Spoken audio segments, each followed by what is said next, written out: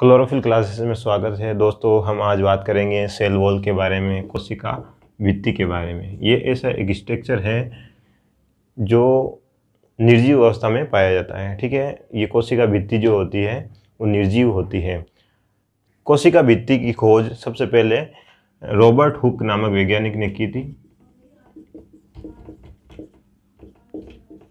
1665 में। किसमें की थी? पेड़ की छाल यानी कॉर्क के अंदर इसको सबसे पहले इन्होंने साधारण एकदम सूक्ष्मदर्शी होती है उसके अंदर देखा था। जो उन्हें मधुमक्खी का जो छत्ता होता है उस तरह की आकृति उन्हें दिखाई दी, जिन्होंने उन्हें सेलुला नाम दिया था। सेलुला यानी कि कक्ष, छोटा कक्ष। ठीक है, तो उसी को सबसे पहले देखने वाले, कोशिका को देखने वाले, मृत कोशिका को देखने वाले रॉबर्ट हुक हैं और कोशिका भित्ति को भी देखने वाले रॉबर्ट हुक वैज्ञानिक हैं। ठीक है, अब किस किस में पाई जाती है? तो कोशिका जो भित्ति है, एनिमल सेल, माइकोप्लाज्मा और गेमेट्स, इनको छोड़कर जितने भी कोशिकीय जीव हैं, कोशिकीय जीव जैसे प्लांट्स, बैक्टीरिया, एल्गी और फंगस, ठीक है, इन सभी के अंदर कोशिका भित्ति प्रेजेंट होती है। एनिमल्स, माइकोप्लाज्मा और गेमेट्स को छोड़कर प्लांट्स, बैक्टीरिया, एल्गी और फंगस, इन सभी के अंदर कोशिका भित्ति पाई जाती है। अब इनके अंदर कौन कौन सी, किस तरह की कोशिका भित्ति पाई जाती है? तो प्लांट्स में अपन जानते हैं, प्लांट्स में भी सेलुलोज की पाई जाती है, जो क्या है, एक तरह का बहुलक है। किसका बहुलक है? ग्लूकोज का बहुलक है। ठीक है, ग्लूकोज का बहुलक है, पॉलीमर है सेलुलोज। ठीक है, किसमें पाई जाती है? प्लांट्स की कोशिका भित्ति सेलुलोज की बनी होती है। बैक्टीरिया में बनी होती है म्यूकोपेप्टाइड या पेप्टाइडोग्लाइकेन। ठीक है, म्यूकोपेप्टाइड या पेप्टाइडोग्लाइकेन की बनी होती है। इसके अंदर क्या होता है, मतलब मुख्य चीज़ क्या होती है? जैसे प्रोटीन होता है, प्रोटीन या एमिनो एसिड कह सकते हैं। ठीक है, एमिनो एसिड और शुगर। ठीक है, तो पेप्टाइडोग्लाइकेन या म्यूकोपेप्टाइड यानी कि उसके अंदर प्रोटीन या एमिनो एसिड होंगे और शुगर होगी, शर्कराएं होगी उसके अंदर। ठीक है, किसके अंदर पाई जाती है? बैक्टीरिया के अंदर पाई जाती है। और एल्गी की बात करें तो एल्गी के अंदर सेलुलोज, गैलेक्टेंस, मेनेंस, गैलेक्टेंस जो होती है वो गैलेक्टोज जो शुगर है उसका क्या है? बहुलक है। और मेनेंस क्या है? मेनोज जो शुगर है उसका बहुलक है।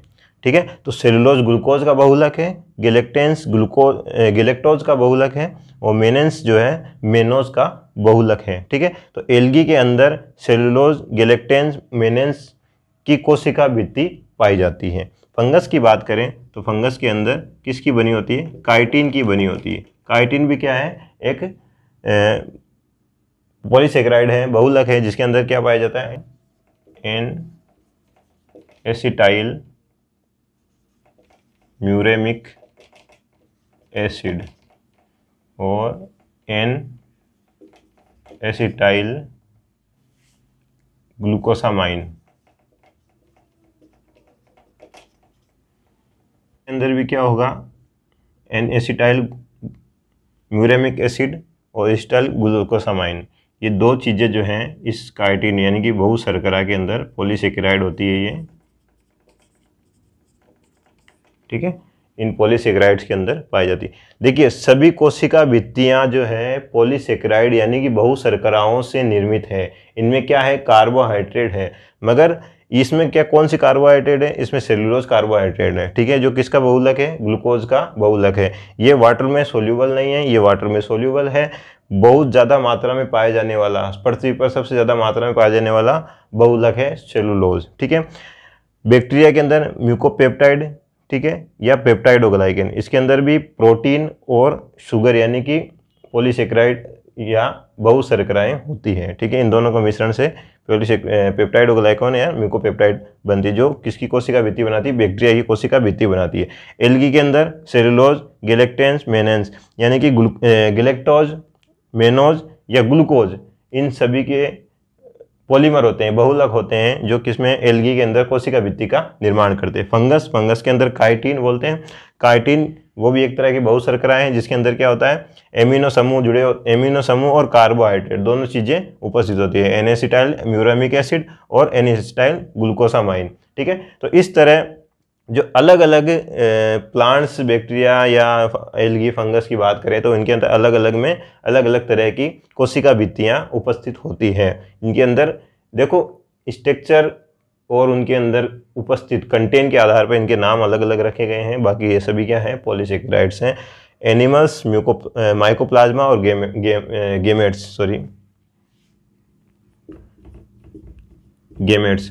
गेमेट्स के अंदर जो है कोशिका भित्ति क्या होती है, एब्सेंट होती है, अनुपस्थित होती है, ठीक है। अब अपन बात करें कि भाई कोशिका भित्ति का उद्भव कैसे हुआ, कैसे बनती है कोशिका भित्ति, ठीक है। कोशिका भित्ति क्या एक कमरा है, मतलब कमरा क्या है कि इस तरह से ये एक दीवार है कमरे की, ठीक है। ये कोशिका भित्ति है, इसके अंदर ये नॉन लिविंग होती है। कोशिका भित्ति क्या होती है, नॉन लिविंग होती है और अंदर का पार्ट लिविंग होता है, ठीक है। तो ये जो कोशिका भित्ति होती है ये लिविंग पार्ट की सुरक्षा करती है, उनकी सिक्योरिटी के लिए ये एक तरह से दीवार की तरह काम करती है। अब देखो इसका उद्भव कैसे हुआ, कैसे ये बनती है, कोशिका भित्ति कैसे बनती है। तो कोशिका भित्ति का बनने का प्रोसेस जो होती है, प्लांट्स की अगर अपन बात करें तो उसमें क्या होती है, सेल प्लेट विधि होती है। सेल प्लेट यानी कि बीच के अंदर एक प्लेट का निर्माण हो जाता है, जिससे दो कोशिकाएं अपने आनुवंशिक पदार्थ को विभाजित करके दो नई कोशिकाओं का निर्माण कर लेती हैं। तो इस तरह की कोशिकाओं का निर्माण, इस तरह कोशिकाओं का विभाजन क्या कहलाता है, सेल प्लेट डिवीजन या सेल प्लेट मेथड कहलाता है, ठीक है। तो इसमें प्लेट का निर्माण कैसे हुआ, अब देखो कोशिका जो भित्ति है उसका निर्माण कैसे होता है, फ्रेगमोप्लास्ट। कोशिका भित्तियों का निर्माण किस तरह होता है, सबसे पहले स्टार्टिंग में किस तरह होता है, तो फ्रेगमोप्लास्ट जो है संरचना है वो कोशिका भित्तियों को निर्मित करती है। अब ये फ्रेगमोप्लास्ट जो संरचना है वो क्या है, कैसे बनती है, तो फ्रेगमोप्लास्ट जो संरचनाएं होती है वो एंडोप्लाज्मिक रेटिकुलम के टुकड़े, ठीक है, और गोल्जी बॉडी के जो पुटिकाएं होती है, ठीक है, गोल्जी बॉडी की जो पुटिकाएं होती हैं वो और बड़ी पुटिकाएं,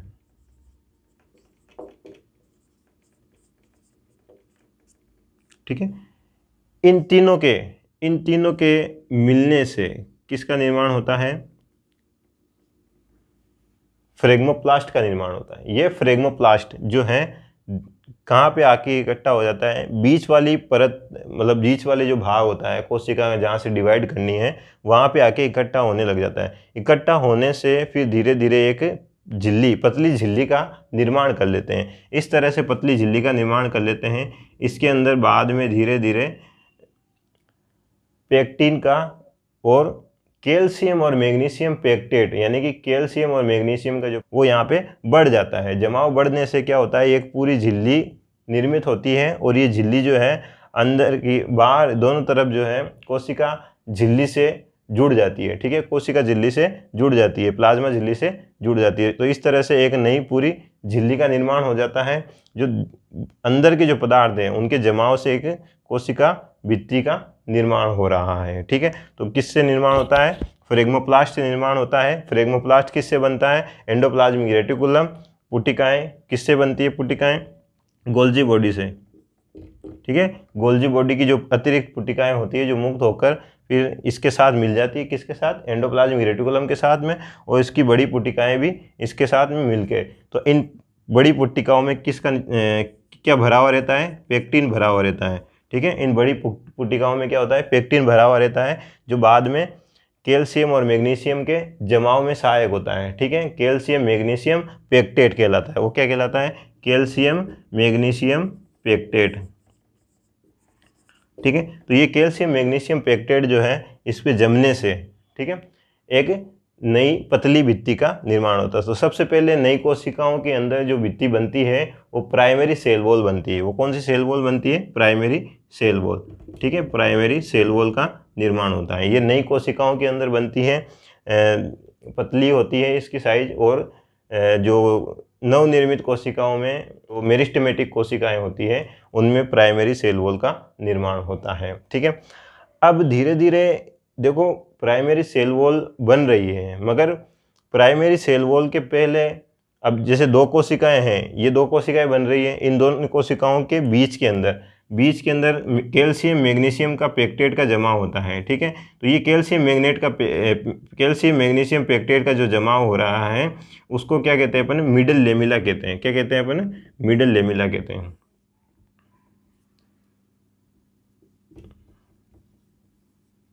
मिडल लेमिला। ठीक है, ये मिडल लेमिला यानी कि मध्य पटलिका जो है ये बीच के अंदर सबसे पहले बनती है। इस मध्य पटलिका के दोनों तरफ अब इधर क्या होगी? एक पतली थिकनिंग बनेगी, इधर भी एक पतली थिकनिंग बनेगी, जो क्या कहलाएगी? प्राइमरी सेल वॉल कहलाएगी। ठीक है, ये प्राइमरी सेल वॉल है, प्राथमिक कोशिका भित्ति है, जो किससे बनती है? बनती सेलुलोज से ही है। ठीक है, शर्कराओं से बनती है, मगर इनके अंदर क्या पाया जाता है? पेक्टिन पाया जाता है। क्या पाया जाता है? पेक्टिन पाया जाता है। तो ये पेक्टिन के फाइबर पाए जाते हैं इनके अंदर, जो इनको क्या करते हैं? मजबूत बनाते हैं। ठीक है, तो सेलुलोज या हेमीसेलुलोज, सेलुलोज या हेमीसेलुलोज,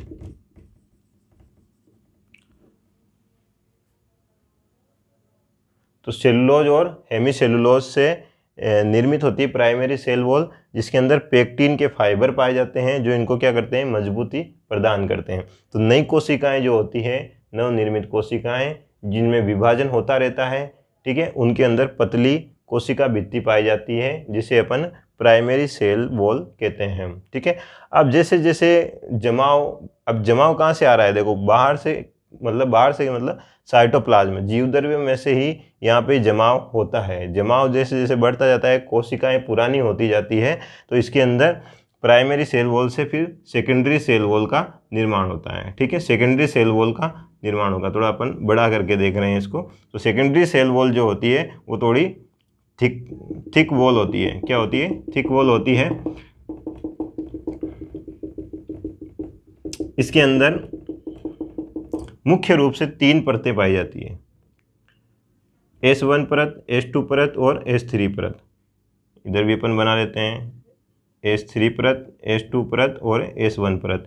तो ये जो लेयर होती है, ये 3 लेयर होती है किसके अंदर? सेकेंडरी सेल वॉल के अंदर। इस वजह से सेकेंडरी सेल वॉल क्या है? थिकनिंग ज़्यादा रहती है। और ये कब बनती है? जब पुरानी कोशिकाएं हो जाती है। कोशिकाएं क्या हो जाती है? पुरानी होने लग जाती है। जैसे जैसे पुरानी मैच्योर कोशिकाएं होगी, परिपक्व कोशिकाएं होगी, तो उनके अंदर क्या होगी? सेकेंडरी सेल वॉल का निर्माण होगा। अब सेकेंडरी सेल वॉल में क्या होता है? लिग्निन का जमाव होता है। किसका जमाव होता है?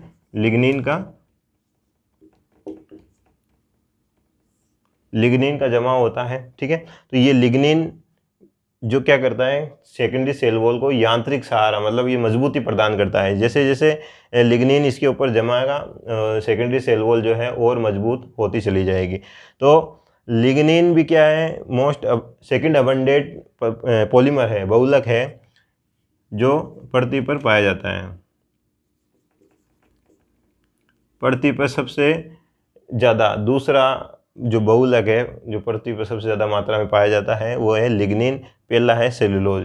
ठीक है, जो ऐसा बहुलक जो सबसे ज़्यादा पृथ्वी पर पाया जाता है वो सेलुलोज है, और दूसरा है लिग्निन। ठीक है, तो इस लिग्निन की वजह से ही सेल वॉल, जो सेकेंडरी सेल वॉल है, वो और मजबूत होती है। तो अपन देखते हैं कि सबसे पहले जो है मिडिल लेमिला, कोशिका भित्ति के अंदर सबसे पहले क्या? मिडिल लेमिला होती है, जो दोनों कोशिकाओं को, कोशिका भित्तियों को, दोनों कोशिका की कोशिका भित्तियों को अलग अलग करती है। इसके अंदर क्या पाया जाता है? कैल्शियम मैग्नीशियम के पेक्टेट पाए जाते हैं। ठीक है, जो इनको, अब कैल्शियम क्या करता है? हड्डियों को मजबूत करता है। ठीक है, ठोस बनाता है। तो उसी तरह इसको भी क्या बनाएगा? ये मजबूत बनाएगा, ठोस बनाएगा। तो इसी तरह उसके बाद में आ जाती है प्राइमरी सेल वॉल, जिसके अंदर बनी तो सेलुलोज या हेमीसेलुलोज की है, मगर इसमें क्या पाया जाता है?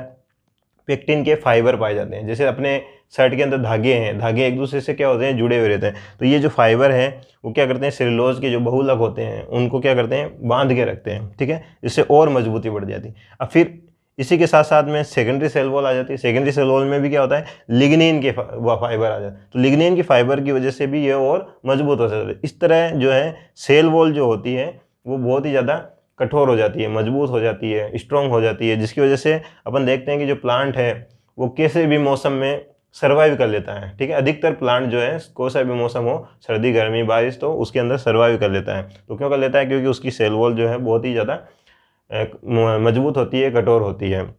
अब देखो सेल वॉल जो है पारगम्य होती है, परमिएबल है, नॉन परमिएबल है या सेमी परमिएबल है, सेलेक्टिव परमिएबल है, उसके बारे में अपन देखेंगे। तो अपन देखते हैं कि जो सेल वॉल होती है उसके अंदर अपन ने देखा कि विशेष प्रकार के कनेक्शन होता है, मतलब इनके अंदर, जिसके अंदर क्या होता है कि एक सेल वॉल दूसरी सेल वॉल से कनेक्ट रहती है, ठीक है। एक सेल वॉल दूसरी सेल वॉल से क्या होती है, कनेक्ट रहती है, जुड़ी हुई रहती है। तो इस ये जो संरचना है जिसमें एक सेल वॉल का दूसरी सेल वॉल से कनेक्ट रहना, ये इसका जीवद्रव्य इधर ट्रांसफर हो सकता है और इसका जीवद्रव्य यानी कि साइटोप्लाज्म से कोई भी चीज़ है वो इधर ट्रांसफर हो सकती है। तो वो किसके थ्रू होती है, प्लाज्मोडेस्माटा के थ्रू होती है। वो किसके थ्रू होती है, प्लाज्मोडेस्माटा के थ्रू होती है,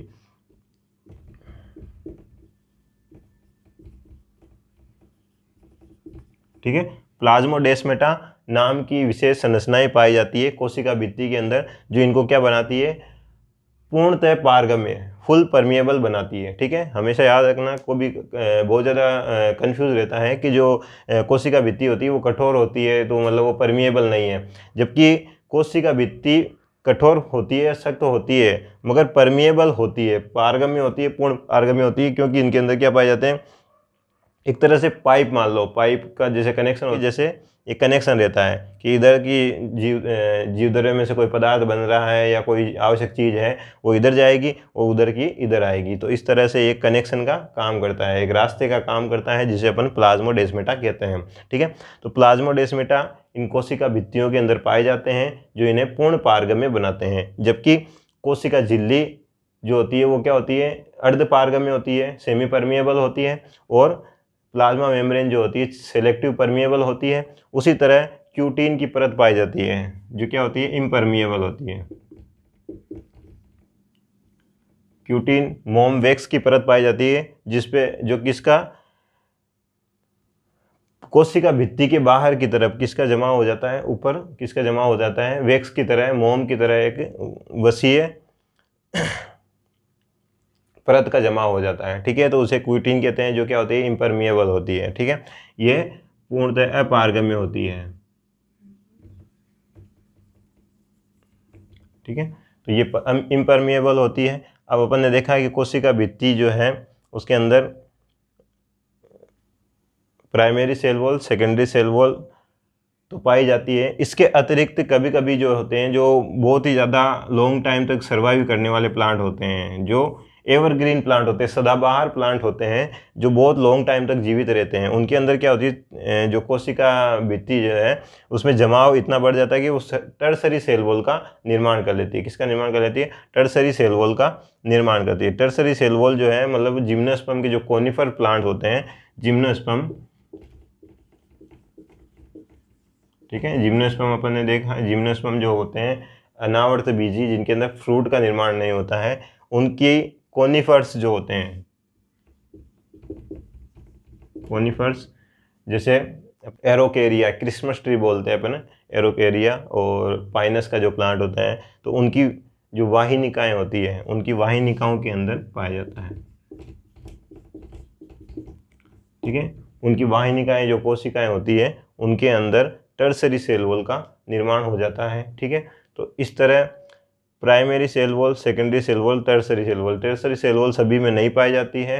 ये कुछ ही जिम्नोस्पर्म के जो कोनिफर प्लांट होते हैं उनकी वाहिनिकाओं के अंदर ही उपस्थित होती है, ठीक है। तो अपन ने देखा कि जो सेल वॉल होती है वो विशेष स्ट्रक्चर होता है जिसके अंदर अलग अलग कंटेंट होता है, वो सभी पॉलीसेकेराइड से बनी होती है। मतलब जैसे अभी प्राइमरी सेल वॉल ये भी सेलुलोज या हेमीसेलुलोज से बनी होगी, सेकेंडरी सेल वॉल भी ये सेलुलोज या हेमीसेलुलोज से बनी होगी। टर्सरी सेल वॉल भी सेलुलोज हेमीसेलुलोज से बनी होगी, मगर इनके अंदर एक्स्ट्रा में जो इनको मजबूती प्रदान करता है, जो इनको मतलब और सुरक्षित बनाता है, वो कौन होता है? पेक्टिन होता है प्राइमरी सेल वॉल में, सेकेंडरी में लिग्निन होता है। ठीक है, तो इस तरह की जो चीज़ें हैं वो इनके अंदर, अब इनके अंदर टर्सरी सेल वॉल में भी लिग्निन की मात्रा हो सकती है। ठीक है, और भी जो ये क्या है, सेकेंडरी मेटाबोलाइट्स हैं जो क्या होते हैं वहाँ पे आके इकट्ठे होने लग जाते हैं, तो इकट्ठे होकर उसको क्या कर देते हैं, एक तरह से ठोस या मजबूत बनाते हैं। ठीक है, तो वो सेकेंडरी मेटाबोलाइट्स की वजह से ये क्या होती है, मजबूत होती है। तो इसी तरह सेल वॉल जो है वो क्या करती है, एक तो स्ट्रक्चर बनाने का काम करती है। कोशिका भित्ति का क्या बना रही है, स्ट्रक्चर बना रही है, यानी कि वो किस शेप में जाएगा, क्योंकि पौधों के पास में क्या होता है कि स्केलेटन सिस्टम नहीं पाया जाता है, मतलब हड्डियों का जो ढांचा है वो नहीं पाया जाता है, तो ये खड़े कैसे रहते हैं। तो सेल वॉल जितनी मजबूत होगी उसी से ही प्लांट जो है अच्छा लंबा ग्रोथ करेगा। ठीक है, वो उस पर सीधा खड़ा रह पाएगा। तो सेल वॉल क्या करती है, इनका स्ट्रक्चर बनाती है, इनको सीधा खड़ा रखने में मदद करती है। दूसरी बात क्या होती है कि ये इसके अंदर प्लाज्मोडेस्माटा पाए जाते हैं, जो एक सेल से दूसरी सेल में किसी भी चीज़ को आवागमन में सहायता करते हैं। ठीक है, और एक क्या होता है कि टर्गिडिटी मतलब क्या है, स्वेलिंग, यानी कि अपन देखते हैं कि इनके अंदर कोशिकाओं के अंदर क्या प्रासरण की अभिक्रिया होती है। प्रासरण में क्या होता है कि कोई भी जो विलायक होता है, सोलवेंट होता है, वो अपनी उच्च सांद्रता से निम्न मतलब लो कंसंट्रेशन की ओर बढ़ता है। तो लो कंसंट्रेशन की ओर बढ़ेगा तो क्या होगा कि अब यहाँ पे अपन देखते हैं जो सेल होती है उसका जो साइटोप्लाज्म है वो क्या होता है, कंसंट्रेट होता है। ठीक है, उसके अंदर ज़्यादा कम मात्रा में मतलब पानी होता है, मगर वो थोड़ा बाहर से ज़्यादा मतलब गाढ़ा होता है थोड़ा। तो अब अपन देख रहे हैं इसको पानी में रखेंगे, मान लो किसी भी कोशिका को पानी में रखेंगे तो वो क्या होगी, बाहर का जो पानी है वो अंदर की तरफ आने लगेगा। तो अंदर की तरफ आने लगेगा तो अपन देखेंगे कि बाहर तो बहुत ज़्यादा पानी है मान लो, और कोशिका में मान लो कम है, तो वो उसकी सांद्रता को उसकी जो साम्य अवस्था में लाने के लिए, बराबर क्वांटिटी करने के लिए वो क्या करेगा, जल को अंदर खींचता जाएगा। अब क्या होगा, ज़्यादा जल अंदर आएगा तो कोशिका फट जाएगी और उसका जो जीवद्रव्य है वो पूरा नष्ट हो जाएगा। तो इसको रोकने के लिए पौधों के अंदर क्या पाई जाती है, कोशिका भित्ति पाई जाती है, जिसकी वजह से कोशिकाएं जो है टर्गिड बनी रहती है, मतलब उनकी जो कोशिका का जो आकार है वो निश्चित बना रहता है, मतलब ज़्यादा पानी अंदर जाता नहीं है, नॉर्मली जितनी आवश्यकता होती है इतना चला जाता है। कोशिका भित्ति उसको रोकती है, फटने से बचाती है। ठीक है, तो सुरक्षा का काम करती है मुख्य रूप से। तो इस तरह से ये जो सेल वॉल का टॉपिक था वो लगभग कंप्लीट हुआ।